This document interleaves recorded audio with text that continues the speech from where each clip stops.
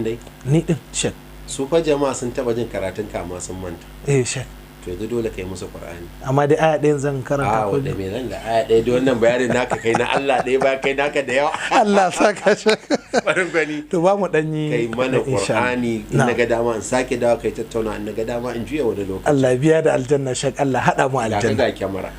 na'am أعوذ بالله من الشيطان الرجيم بسم الله الرحمن الرحيم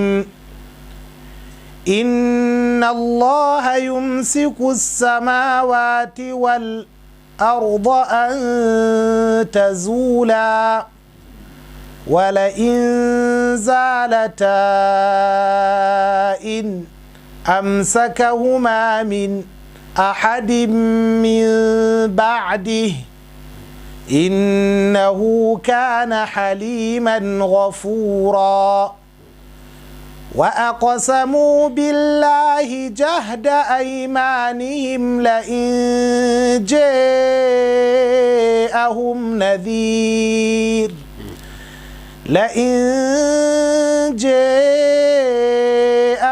نذير ليكونن أهدى من إحدى الأمم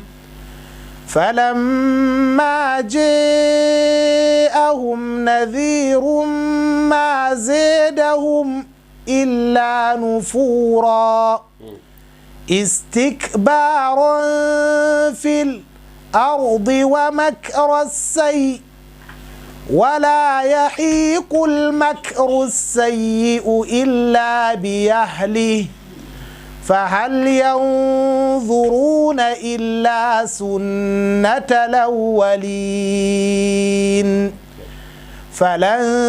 تجد لسنة الله تبديلا ولن تجد لسنة الله تحويلا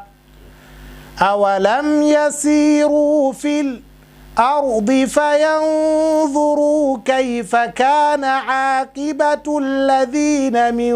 قبلهم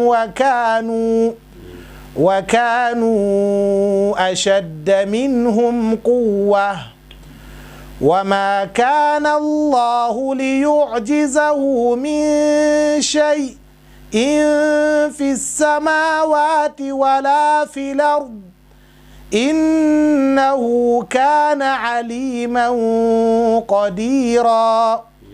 ولو يؤاخذ الله الناس بما كسبوا ما ترك على ظهرها من دابة